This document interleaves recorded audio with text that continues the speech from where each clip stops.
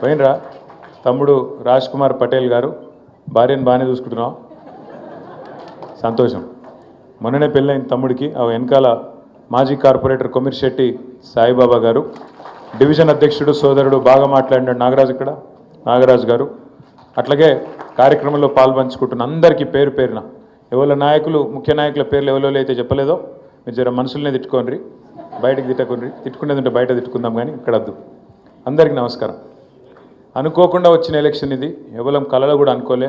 గోపన్న లాంటి మంచి నాయకుడు మరి ఈ రకంగా అనుకోకుండా కాలం చేస్తాడని ఎవరం అనుకోలే. ఎందుకో కానీ ఆయన అన్నీ దాచుకున్నటోడు, ఏది తన పర్సనల్ సమస్యలు ఎన్నడూ చెప్పేటోడు కాదు.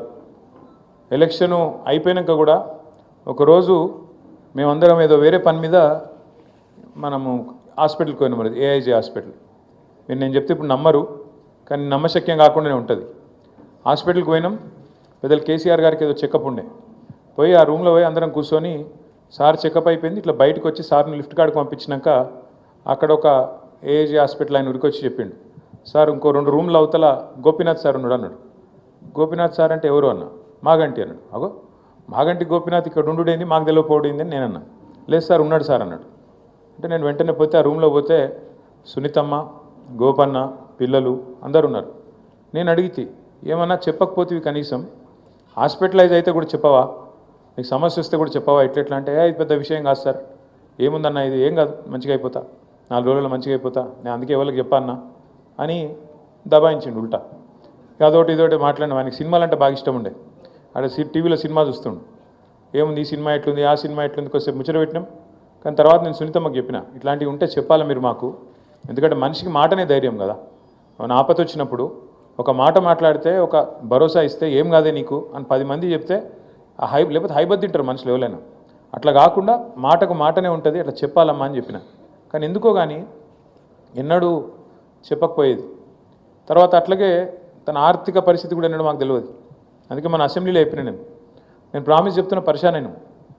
చనిపోయినాక మొదటిసారి నేను ఇంటికి పోయేవారు కాడ పరిస్థితి చూస్తే మాకే అనిపించింది, అరే అన్ననేమో ఎప్పుడు ఏ ఫంక్షన్ వచ్చినా ఆడబిడ్డలకు మంచిగా బతుకమ్మకు చీరలు పెడతాడు, ఎప్పుడు ఏ ప్రోగ్రాం పెట్టినా గిఫ్ట్లు ఇస్తాడు, మంచిగా క్రిస్మస్ అయితే పెద్ద ప్రోగ్రాం పెట్టిండు ఎస్పీఆర్ హిల్స్లో, పెద్దది పెట్టి బ్రహ్మాండమైన లైట్లు గిట్లు పెట్టి హంగామా చేసి పెద్ద ప్రోగ్రాం చేస్తాడు. ఎక్కడ ఒక్కరోజు కూడా ఏమైనా అవస్థ ఉందా, లోపల ఏమైనా ఇబ్బంది ఉందా అన్నట్టు చెప్పకపోతుండే. ఇంటికి పోతే నేనే అనుకున్నా, చిన్న ఇల్లు 200-250 గజాలు ఉంటుంది, అక్కడ 20 ఏళ్ళకెళ్ళి ఉన్నాడు.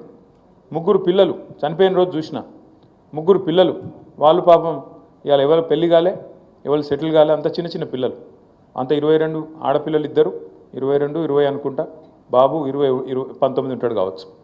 అంటే చూస్తే అనిపించింది ఆ రోజు రాజకీయ నాయకుని జీవితము పైకి చూస్తేందుకేమో గ్లామరస్గా ఉంటుంది, కట్అవుట్లు, ఫ్లెక్సీలు, ఎమ్మెల్యే సాబ్ అంటే ఇంతకుముందు విష్ణు చెప్పినట్టు ముంగటో డ్రైవరు, వెనుకో గన్మెను, పక్కకు వాళ్ళు, ఇటు వీళ్ళు అందరూ ఉంటారు.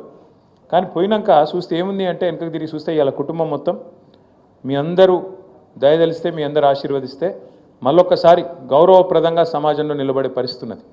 నిజంగా కూడా బాధ అనిపించింది చూస్తే. నాకు విష్ణుబాయ్ చేసిండు ఫోన్, రాఖీ రోజు చేసిండు, అన్నా నేను ఇవాళ నీకు మాటిస్తున్నా,